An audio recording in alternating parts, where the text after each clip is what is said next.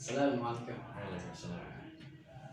Mas Muka, Ismi Muhammad Puja Dikri. namanya Muhammad Puja Dikri. Oke, kelas berapa sekarang, Bang Puja? Kelas 12. Kelas 12 itu berarti kelas 3 SMA ya? Yes. Nah, sudah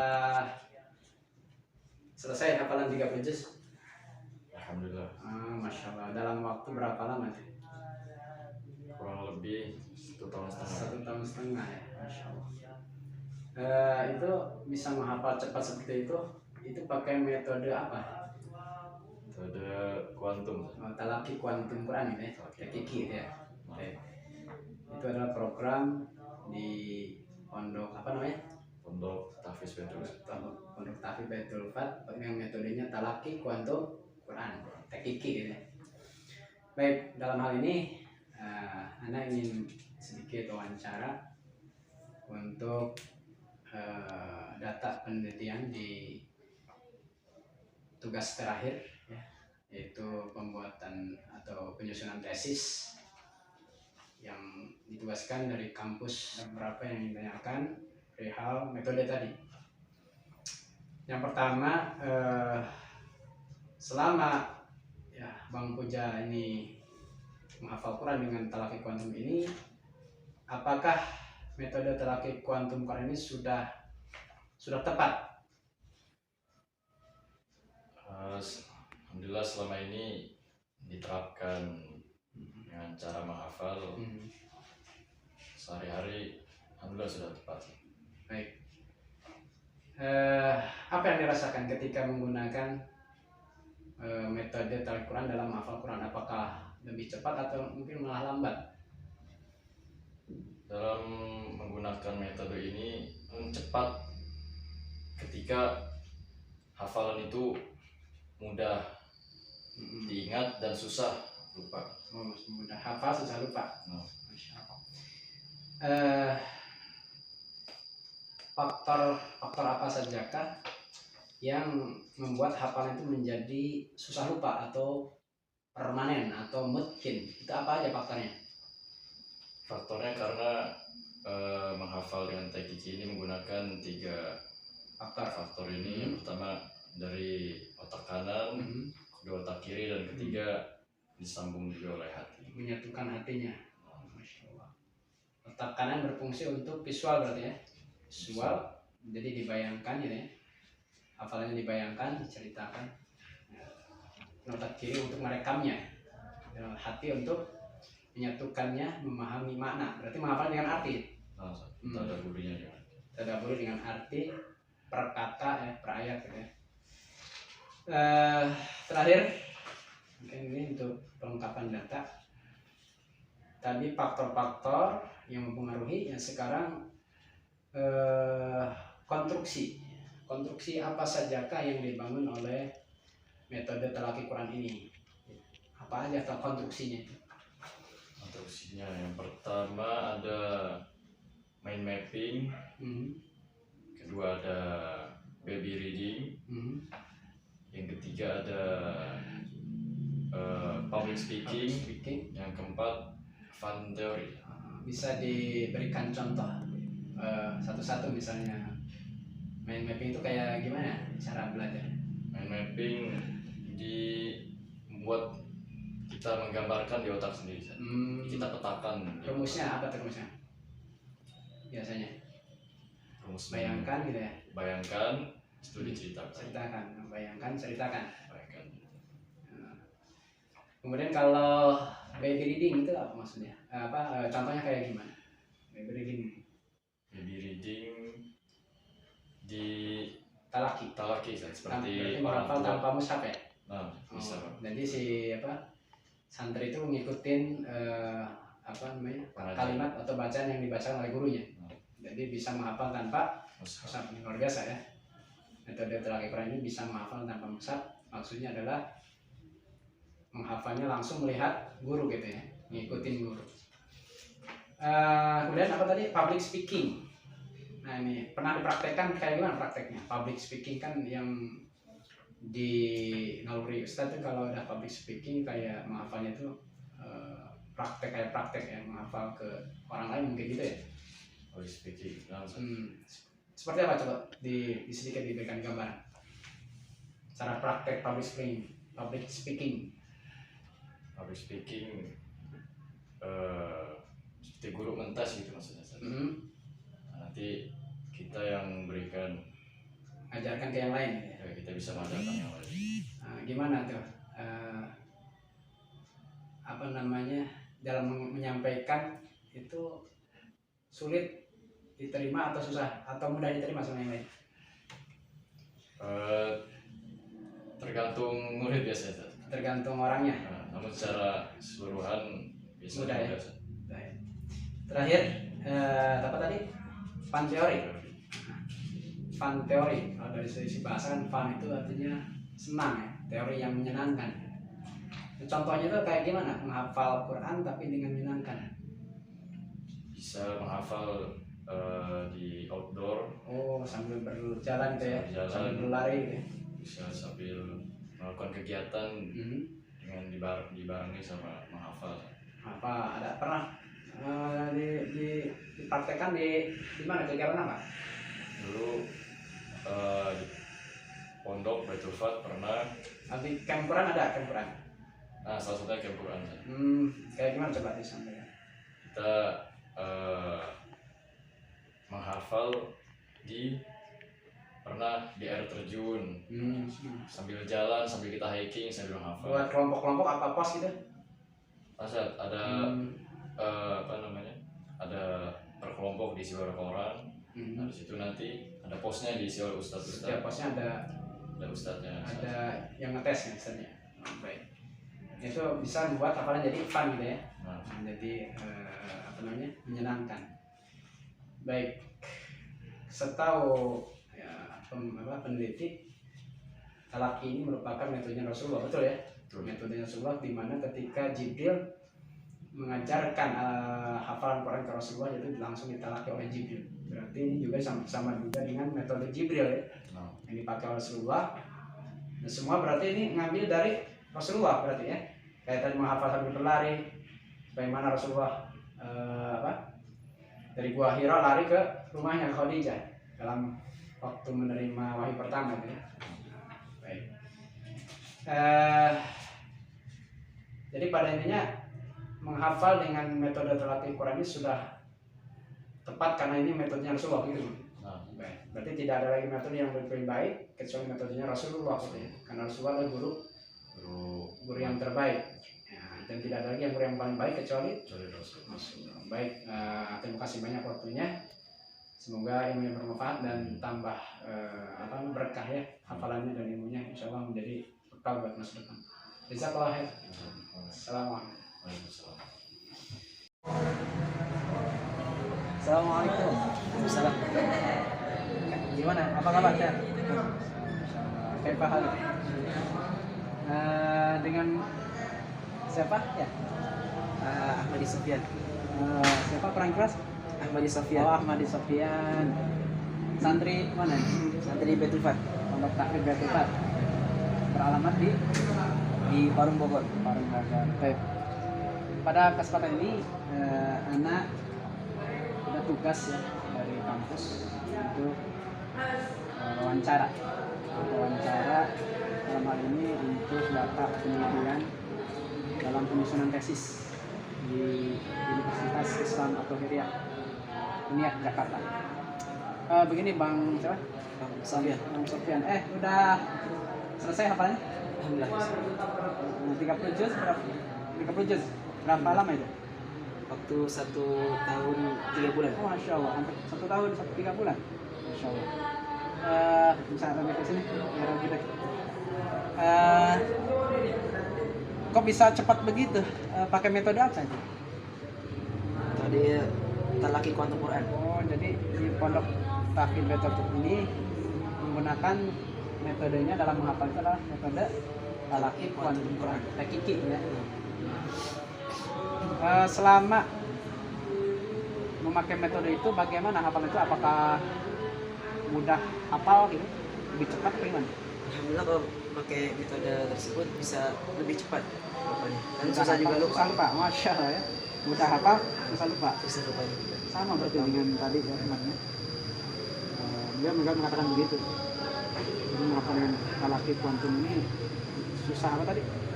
Mudah hafal? Susah.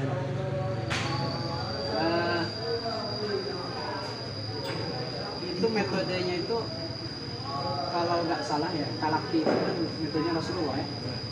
Jadi tidak ada lagi metode yang paling bagus kecuali metodenya Rasulullah. Menurut peneliti ini, karena metode Rasulullah adalah metode Jibril.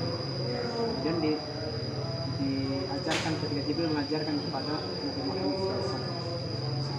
Jadi di sini memakai metode itu karena memang guru kita yang terbaik, yang tidak ada lagi yang bisa melebihinya kecuali Rasulullah. Nah, faktor-faktor apa saja kok bisa membuat hafalan itu permanen, bisa mungkin gitu, nggak susah lupa. Itu apa aja faktornya yang mempengaruhi itu? Faktornya otak kanan, otak kiri, dan hati jadi satu. Oh, jadi otak kanan sebagai apa itu? Visual gitu ya? Visual. Membayangkan gitu ya? Otak kiri merekam hafalan, sama hati, jadi 3 faktor ini. Otak kanan, otak kiri. Berapa persen kalau dipresentasikan otak kanan sama otak kiri? Bedanya. Otak kanan berapa persen? 80 ada? 80. Insya Allah, berarti lebih kuat di visual, dibayangkan. Bisa dicontohkan kayak gimana? Dalam prakteknya. Berarti menghafalnya dengan arti ya?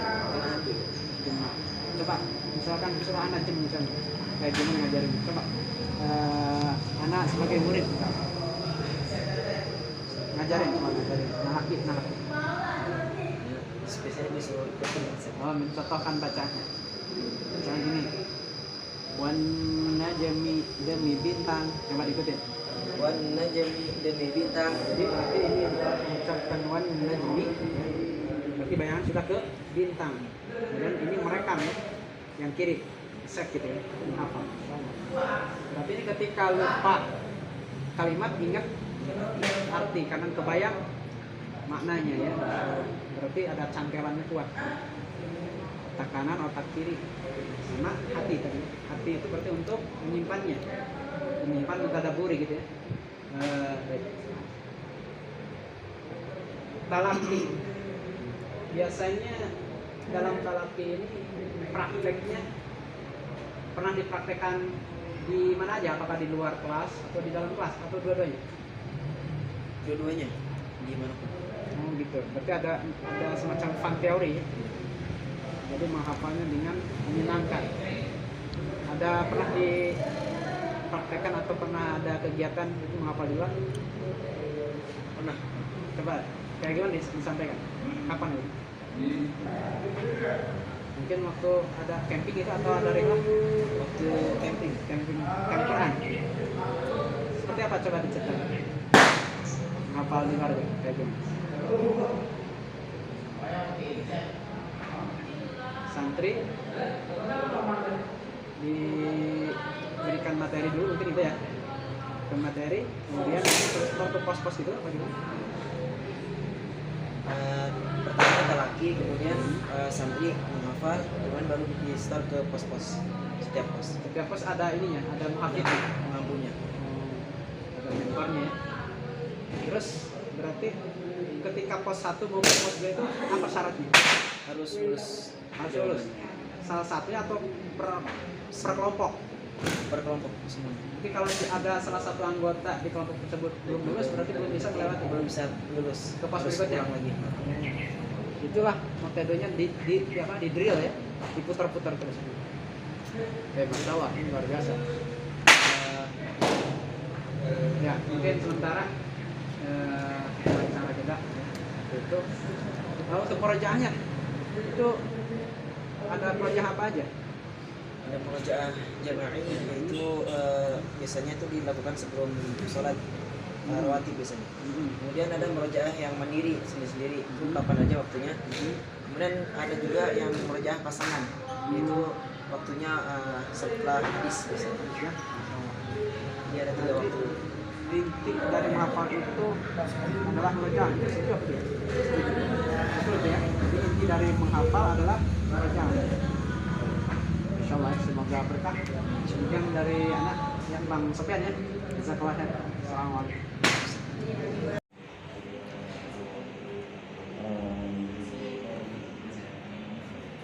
Bismillah. Sekarang kita akan mencoba untuk talaki kuantum. Apakah antum sudah siap? Insyaallah. Surat apa nih? Al-Kabut. Al-Kabut. Oke, siap.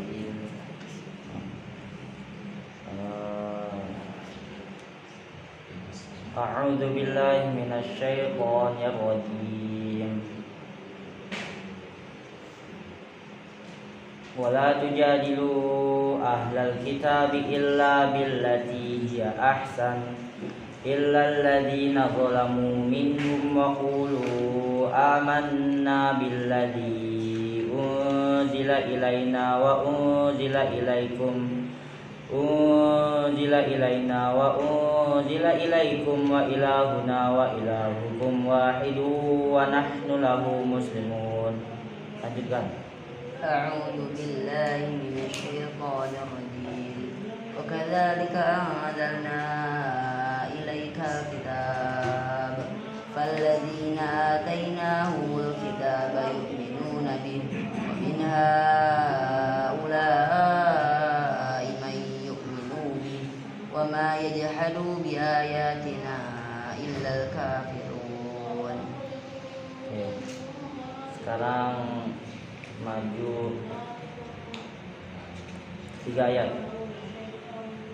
أعوذ بالله من الشيطان الرجيم وقالوا لولا أنزل عليه آيات من ربه قل إنما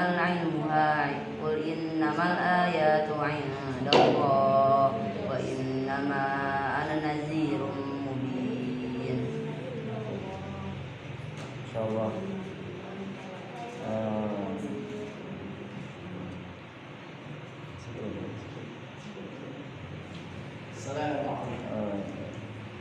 Wassalamualaikum warahmatullahi wabarakatuh.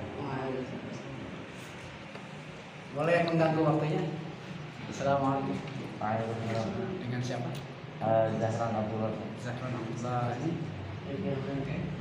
Masya Allah. Kayak Pak Hukumah? Ya khair alhamdulillah. Mohon maaf mengganggu waktunya sebentar. Ini ada tugas ya dari kampus untuk wawancara perihal metode yang dipakai di pondok apa? Di sini? Pondok Tahfidz Baitul Fadl. Pondok Tahfidz Baitul Fadl. Metode kayak seperti tadi itu metode apa di sini? Itu namanya metode talaki kuantum. Metode talaki kuantum Quran bisa disingkat TKQ ya.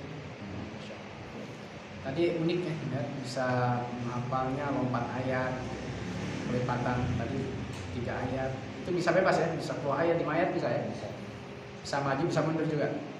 Oh, Masya Allah. Menurut Bang Zahran, Bang Zahran kelas berapa? Sekarang ada kelas 9 SMP. Di sini masuknya MTS. MTS ya. Itu sudah selesai hafalan? Alhamdulillah sudah selesai 30 juz, Masya Allah. Dalam waktu 1,5 tahun. 1,5 tahun. Masya Allah, cepat sekali. Baik. Pakai metode itu ya, talaki kuantum Quran.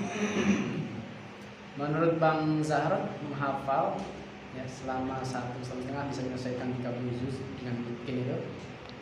Berarti dengan metode kuantum Quran ini itu adalah metode yang tepat atau masih ada yang lebih baik lagi?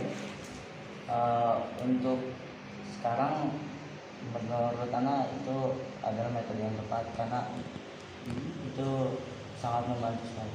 Dan itu apakah mirip-mirip metode Rasulullah atau memang metode Rasulullah? Itu metode Rasulullah. Oh, jadi ketika Jibril mentalaki, malaikat Jibril mentalaki Rasulullah ya. Berarti betul sih, memang karena Rasulullah itu adalah guru kita ya. Guru kita berarti tidak ada lagi metode yang paling baik kecuali metodenya Rasulullah. Karena guru yang terbaik juga tidak ada lagi kecuali Rasulullah. Baik. kok bisa ya menghafal itu secepat itu? Berarti kalau bahasa tadi itu ada wancang di luar, dengan talaki kuantukan ini bisa mudah hafal, susah lupa gitu, bisa permanen berarti. Nah, faktor-faktor apa saja kah yang membuat hafalan bisa kayak tadi bisa permanen gitu, diacak-acak tuh nggak ketukar gitu? Itu apa aja yang faktor mempengaruhinya? Itu ada 3 faktor. Yang pertama itu kita memberikan otak kanan, terus dibantu dengan otak kiri, terus juga dari kemauan diri kita sendiri, dari hati. Bisa dicontohkan, coba ajarkan. Berarti ngapal dengan arti ya? Berarti ini Quran udah terjemah? Udah terjemah ya? Berarti menghafal dengan arti. Coba bebas di kayak gimana, coba contohin ngajarnya itu. Per kata apa per kalimat atau per ayat cara ngajar? Bebas. Nah.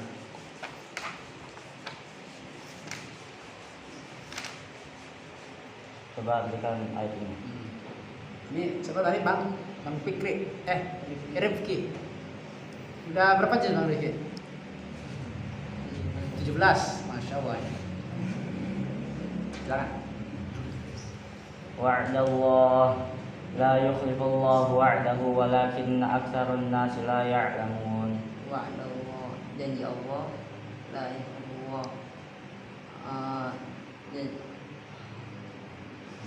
Mungkin ditalaki dulu kali ya. Coba ditalaki per kalimat. Wa'dallah janji Allah, la yukhlifullah. janji Allah. Oh, janji Allah tidak akan menyalakan Wa'dahu kepada mereka. Wa'dahu janjinya, Oh, janjinya. walakinna aktsarun nas Tetapi kebanyakan manusia la ya'lamun. tidak mengetahuinya. Seperti itu ya sampai. Baik. Jazakallah khair.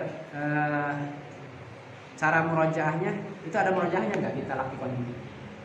Kita ada murojaah, itu ada 3 cara pokoknya.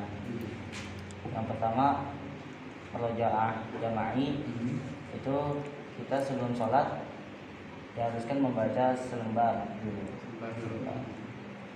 Terus murojaah berpasangan, itu nanti kita cari teman yang mungkin cocok sama kita. Setelah itu kita saling menyetorkan hafalan yang sudah dihafal. Saling menyimak apa diuji? Saling uji. Saling uji bisa, tergantung orangnya. Terus yang ketiga itu murojaah mandiri. Itu kita ya kalau di sini dari awal dari surat Al-Baqarah. Berarti ada pendapat bahwasanya menghafal Quran itu inti dari menghafal Quran itu atau jantungnya menghafal Quran itu adalah murojaah. Itu setuju atau tidak? Setuju. Bisa disampaikan kenapa seperti itu? Karena ya mungkin kita menghafal bagus alhamdulillah, tapi kalau kita habis ngafal tidak di murojaah itu sia-sia, Tidak terikat. ya tidak terikat. Yang seharusnya bisa Al-Quran itu bisa jadi syafaat di hari kiamat, nanti kalau tidak di murojaah atau diulang-ulang lagi malah menjadi musuh. Jadi hilang hafalannya. Ya hilang juga hafalannya. Masya Allah. Terima kasih atas waktunya. Semoga lebih berkah ya, bermanfaat ilmunya diri dan masyarakat pada umumnya. Bang Rifki tadi ya namanya. Semoga cepat selesai 30 juz. Dari mana Bang Rifki? Cikarang. Baik, jazakallah khair Bang Zahran, Ustaz Zahran ya. Ustaz ini udah 30 juz. Alhamdulillah. Baik. Assalamualaikum warahmatullahi wabarakatuh. Waalaikumsalam.